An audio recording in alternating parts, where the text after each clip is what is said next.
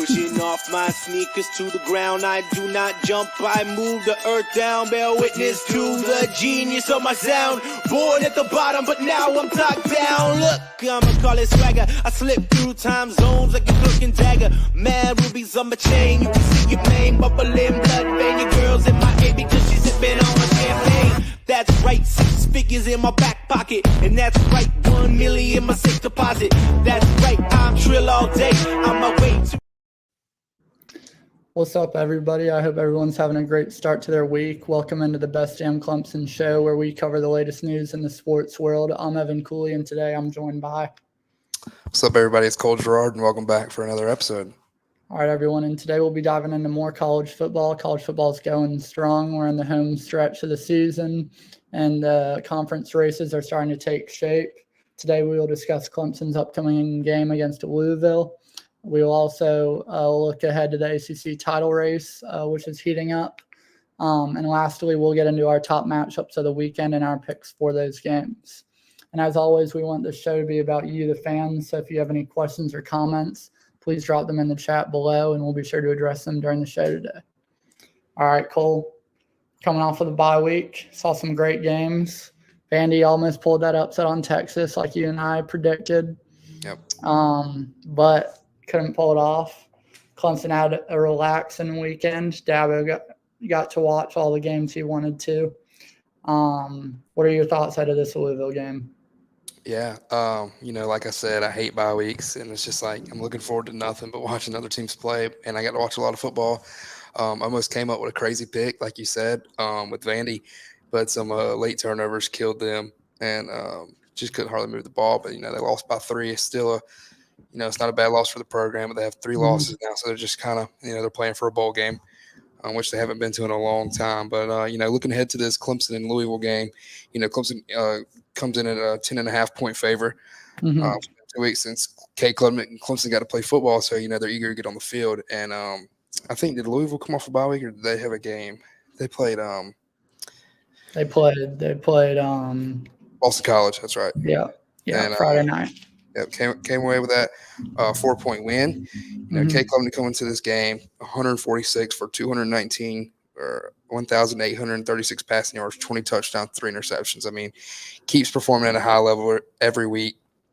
And then looking at Tyler Shaw for Louisville, I mean, his numbers are not bad at all. I mean, he's got 2,348 passing yards, 20 touchdowns, 5 interceptions. I mean, this kid's playing good football too. And a couple games that they definitely should have won. I mean, I feel like they had a great chance to beat Miami, and some penalties killed them against them. And, the game was in their hands at home, and then they lost against a very good SMU team, of course. So it's not going to be an easy game. They're coming into the Valley at night, which is hard to win in a night game. So, we're coming off a bye week. We're ready to play football. Louisville's coming in here, trying to get bowl eligible. They're 5-3. They're trying to get a win too, but, it's hard to bet against this Clemson team right now. They're just hot, ever since that Georgia game. So, I mean, this team's not looking back, and they're ready to get on that field Saturday.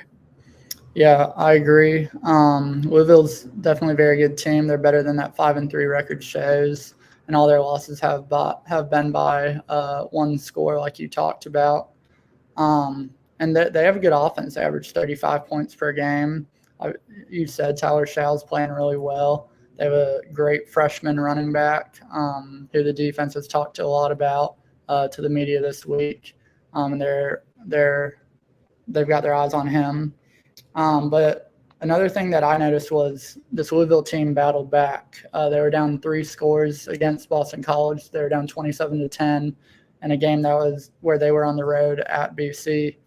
They found a way to come back and pull away that victory. And I think that was big for these players to see on Clemson, because they know now that no lead is safe against this Louisville team.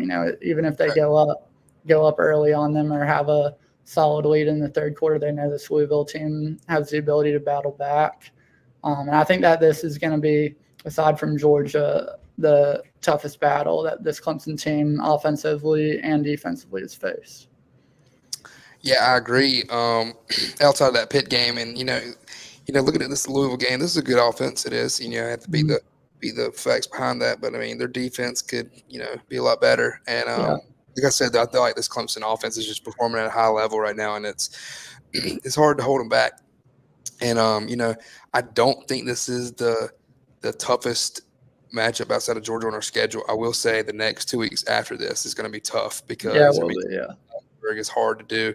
And as much as I would love to see a night game in Blacksburg, that's when their fans are going to be rowdy the most and give them the best opportunity to win that game. So I'd be fine with the 12 o'clock. I think going to Pittsburgh is obviously tough. We didn't get the job done in 2021 with DJ Uyunglele and Tyson Puwachon, who have both moved on from the program. So this is, these 3 weeks are going to be tough for Clemson. It's going to see how strong this offense is, and can they keep performing at a high level against these good ACC teams? Yeah, and Clemson a few years ago sat at 8-0. I was undefeated a few years ago, and then they had a couple tough losses to finish up their season. And some of the older players who were on that team were talking about it this week, and they said that they think that starting that season is going to help them a lot this year because they know how quickly things can turn around in the opposite direction. And obviously they're on the right path after going undefeated since that opening loss to Georgia. But it's definitely going to be a tough road. They have their toughest 3-game stretch of the season coming up. They got Louisville, who, like we've talked about, is a very, very good team. They play every team close. Even the games they win, they're close games. But they have offensively, they have some power. They put up 45 against Miami. They put up 31 against Boston College, and like I said, they're averaging 35. And then you have Virginia Tech, like you mentioned, obviously a tough place to go into, especially if it's a night game. And it's going to be even harder because Virginia Tech's starting to find their rhythm, starting to play a little bit better than they started the season. And then obviously got to go into Pitt, who's having a great year and in the ACC title race right now. Yeah, I totally agree. It's going to be a tough stretch, like I said. We got somebody says, "Will we see Tyler Brown back at all this year?" Like Dabo said, having Tyler Brown away from this wide receiver room it hurts us. It really does. No matter how good these wide receivers are playing, it's like Antonio Williams and TJ Moore are getting most of the receptions right now because you got Bryant Westco, who hopefully we get back this week. Dabo said this is a big couple of practice days for him to get him back healthy and play versus Louisville. But Tyler Brown's still week to week, and he will not dress out this week. So hopefully we get him back soon because he is missing a big part. And at this point, red shirt is probably looking at the most. Yeah, and Dabo was asked about a possible medical red shirt yesterday for Tyler Brown, and he obviously didn't say yes or no, but the way that he answered the question made me think at least that they're leaning toward a medical red shirt for him. But the way that eligibility works, he would be able to play post-regular season and keep his medical red shirt. That's 4 games plus the postseason. Yeah. So as long as he doesn't play those 4 games this regular season, he can come back in the playoffs. Wait, so he said he can't play 4 games? He, in the regular season, cannot. But I think he's already played in 4. He has played in 4? Yeah, because he played. That might be for redshirt. For medical, it's different. Right. Okay. With medical, they're still looking at medical. Gotcha. So. And it kind of sucks because, I'm not saying he would do this, but it kind of sucks because if you do medical redshirt him and you got all these freshmen coming in and getting all this playing time, does that kind of set for a transfer out? And that kind of sucks because you don't want to lose a guy like Tyler Brown, man. He's been nothing but great to this program, and it would just suck not having him in a Clemson uniform next year. But, maybe he's loyal to the program, being a local guy. So, I'm not counting that out, but, you would just – I hope we get him back on the field without redshirting. Yeah. It's a loaded wide receiver room like we've talked about. And credit to all those guys in there. They haven't missed a beat since Tyler Brown has been out. And obviously Westco's been dealing with some injuries as well. But, next year, if we have Antonio Williams back, have Tyler Brown healthy, TJ Moore, Bryant Westco, that's a very dangerous wide receiver room. And so it'll be interesting to see if Tyler Brown does decide to stay and if he does come back this season. But I hope and I think all Clemson fans hope that we see Tyler Brown back on the field this year.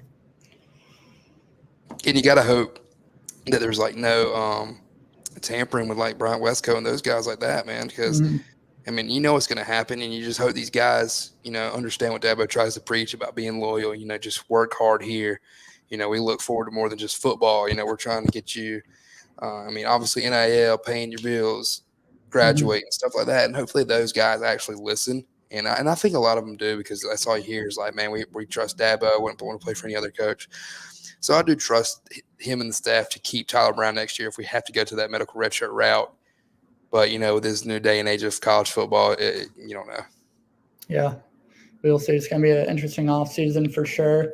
But with the remainder of this season and the ACC title race heating up, we will get into the title race discussion after a short word from our sponsors. Ever find yourself needing custom gear that really stands out? At Carolina Printing Sports and Trophy in Hartsville, SC, we personalize everything from t-shirts to trophies, making sure your brand or team logo pops. Whether it's screen printing, embroidery, or dazzling plaques, we've got you covered. Swing by today and let's create something unique just for you. Welcome back, everyone, and now let's get into the ACC title race a little bit. Starting to heat up. We have 4 teams in contention right now, with Miami, Clemson, SMU, and Pitt. Obviously, Clemson and Pittsburgh will match up later this season in a road matchup for Clemson. And that game will likely have major not only playoff implications on it, but also ACC implications. We do not play SMU or Miami in the regular season, so we'll have to see how that shapes up. And based on strength of schedule, Cole, you talked about it last week, but we need SMU to get a loss somewhere in their schedule, and Miami, one of the two, to get a loss here, if we're to go undefeated and make the ACC championship. If you want to talk a little bit more about that. Yeah, so how the big deal right now, if Clemson, Miami, and SMU would all win out, especially in conference play, Clemson would be that third lock spot, and we would not make the title game. But obviously, if Clemson wins out, it's hard for the committee to leave out a win-loss Clemson team. But obviously, you want to win the ACC championship and get that top 4 lock and a bye. But I do think that closes this weekend. I think Pitt's going on the road to SMU. SMU opens up at a 7.5-point favor. I think this is a huge game for Pitt, and we need Pitt to win, not only to knock SMU out of the talk right this second. I mean, we still got a bunch of conference games to play, so this isn't fully decided. But if they lose, hey, Clemson's in the driver's seat now. So but we need Pitt to win because of that reason, and we need Pitt to keep building their resume for 2 weeks. Man, this could potentially be a college game day matchup in Pittsburgh. So it's going to be a fun week of football. And I'm not fully counting this Duke team out against Miami. I'm really am not. Duke hasn't played well. They didn't play well versus Florida State. Still got the dub. They're a 6-2 team. They really should be 7-1. They missed a game-winning field goal against SMU last week, which really helped Clemson out. They're going to Miami, not a hard place to play. They're not going to sell out versus Duke, and they've only sold out 3 games in 3 years at Miami. So Duke's going in this game with a very, very huge chance to win. And I think this could be, the week of college football that Clemson's been waiting for, and it help us out with our resume. Yeah. And we got a comment here from Coach Hall. I'll put it up. I'll ask you, Cole, what you think about this. Would you rather host a playoff game and win out and miss the title game, or win out and make title game and must win the title game in Charlotte to make the playoff and then a bye if you win the conference title? Hold on, let me read this again. Would you rather host a playoff game and win out and miss the title game, or win out and make the title game and must win the title game in Charlotte to make? So that first scenario would basically be the ACC championship would be Miami against SMU, I believe.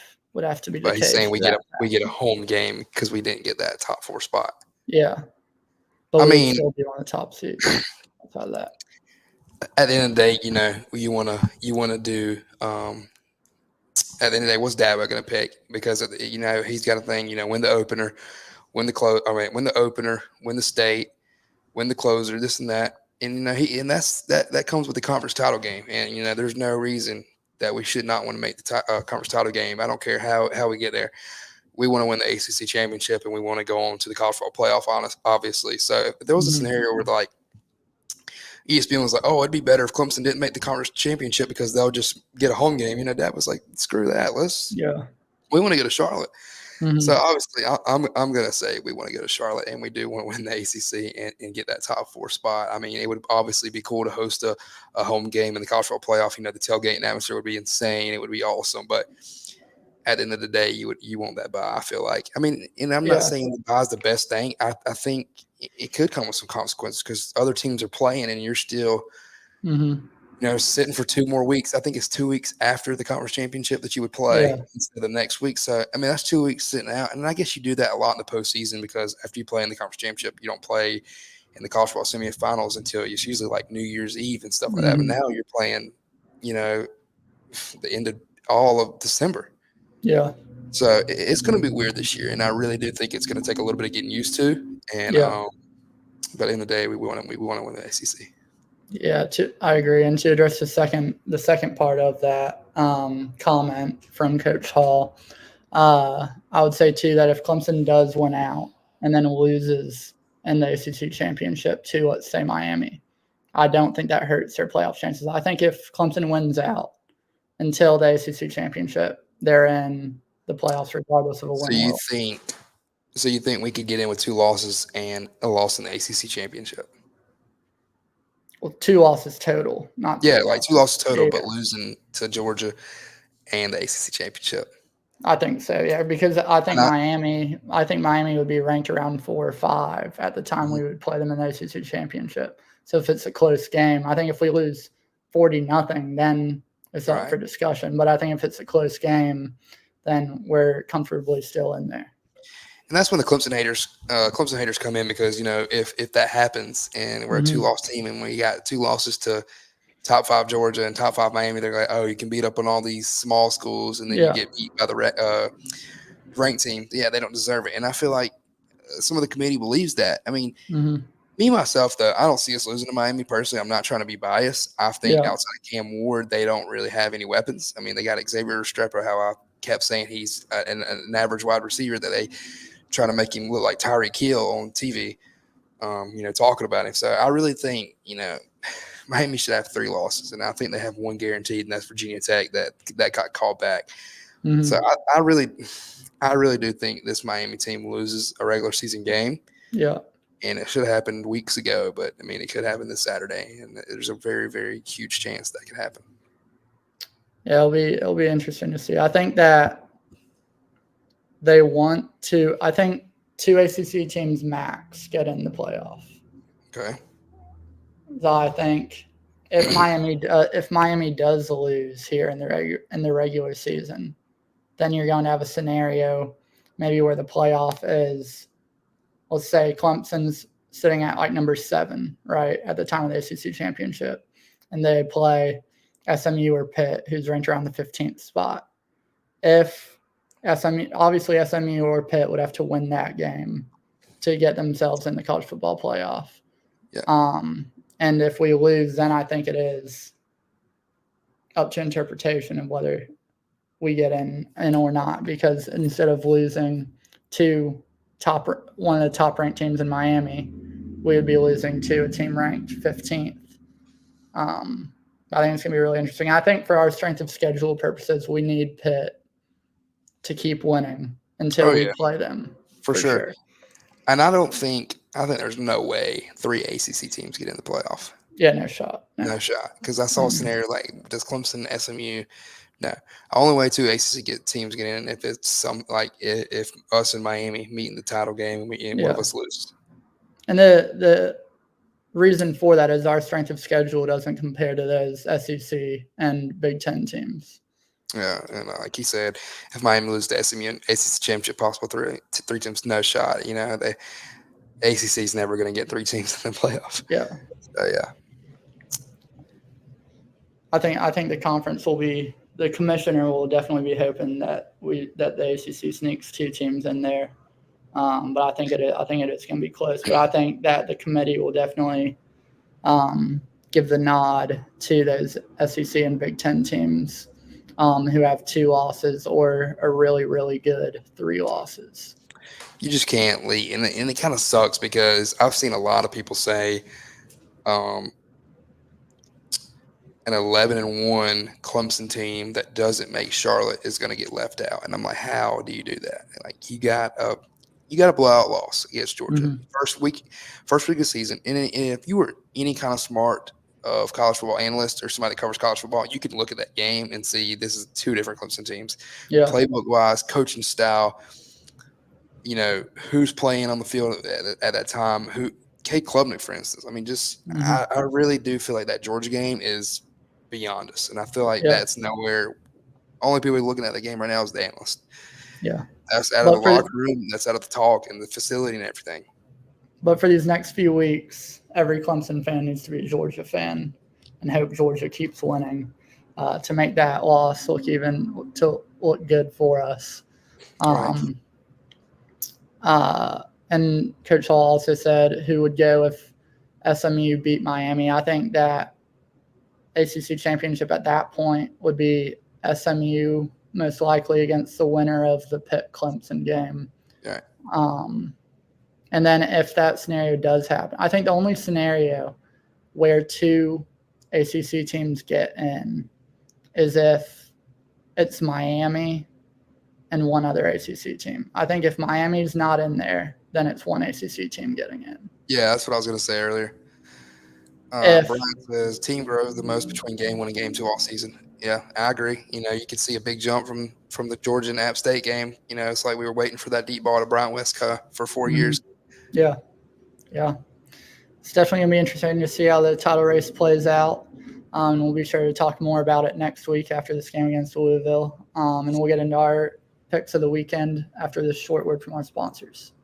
Ever wondered how to stay updated on all things Clemson Tigers without the hassle? I discovered the All Clemson Tigers website, and it's a game changer for any sports fan. From football to Olympic sports, they cover everything Tigers. I've been following their updates, and the insights are outstanding. Check it out today and become the most informed fan at the game. Yo, fam, save the date for the Upstate Card Show in Spartanburg, South Carolina on October 25th through the 27th, 2024.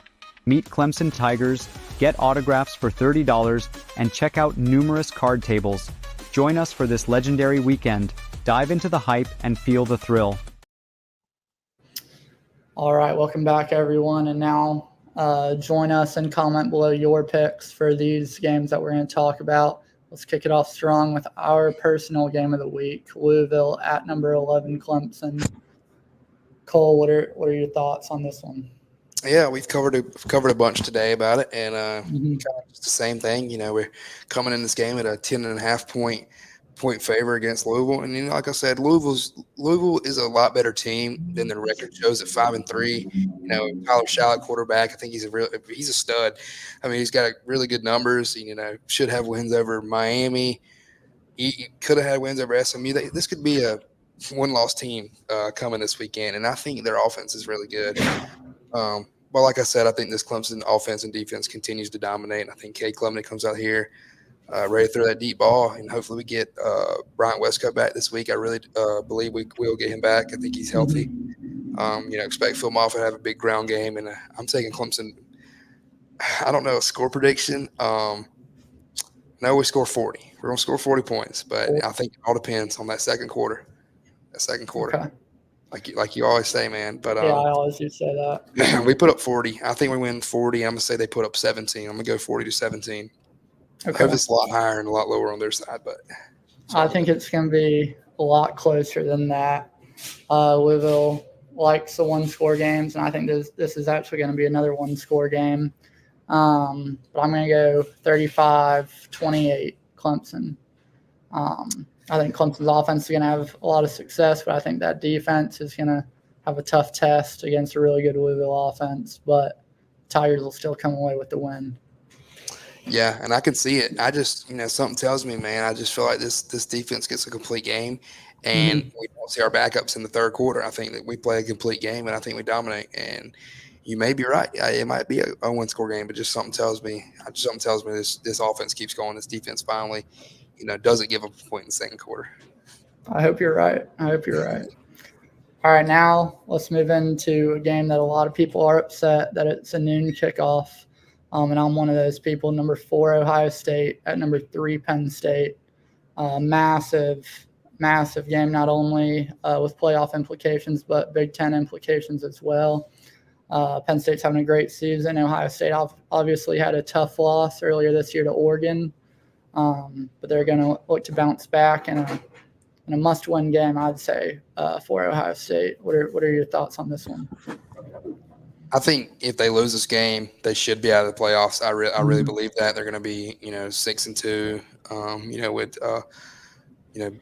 Penn State still being undefeated, Oregon still being undefeated, and the Big Ten's really good this year. So Will Howard coming in 134 for 181 for 1,795 yards, 17 touchdowns, 4 interceptions. That's good numbers. And then right across the other side, Drew Allard playing good ball, 117 for 164, 1,640 yards, 12 touchdowns, 4 interceptions. So I think it's going to be a really, really good battle.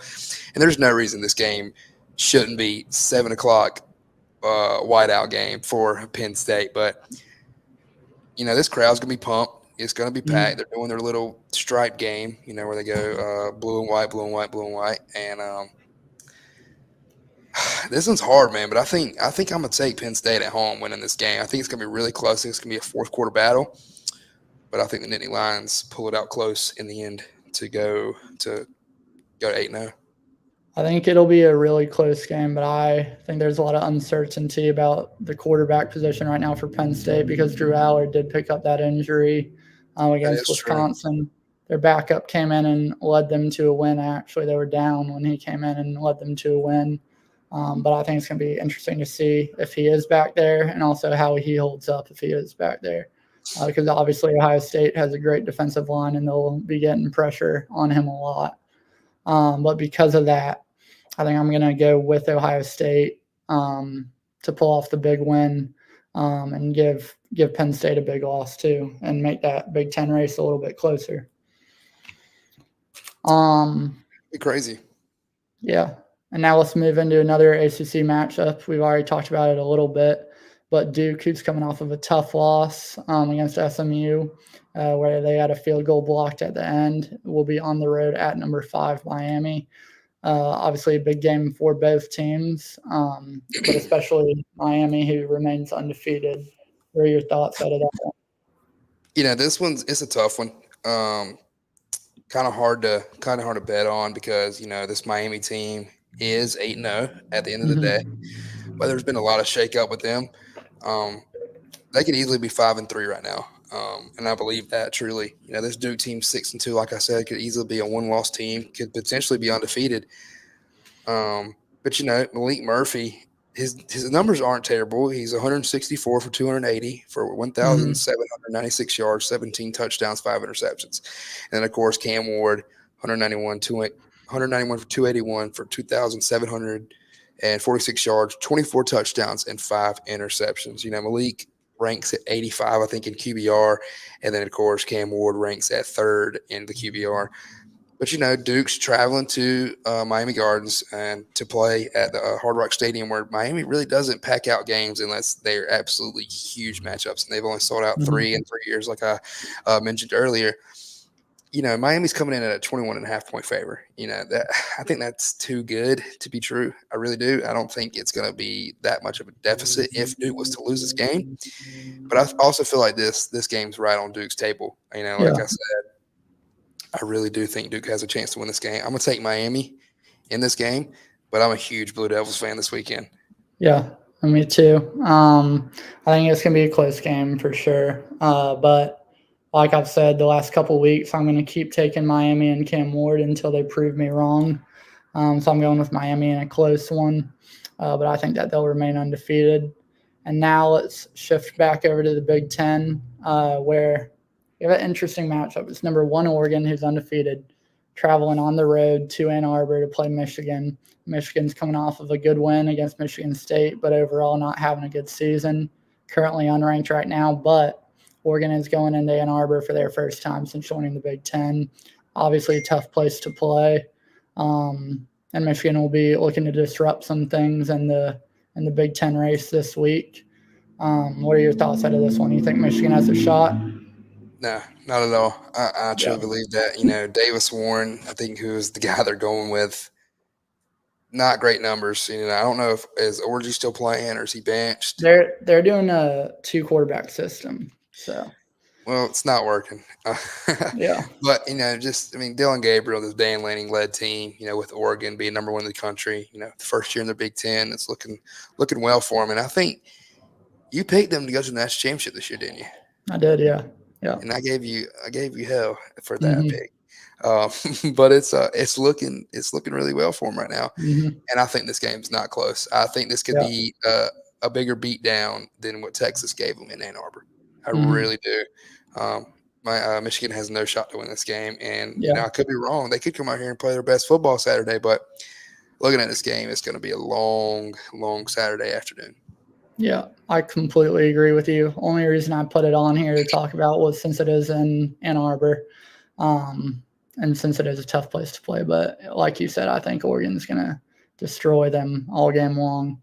Now moving over to the SEC, we've got number 10 Texas A&M coming off of a massive win against LSU.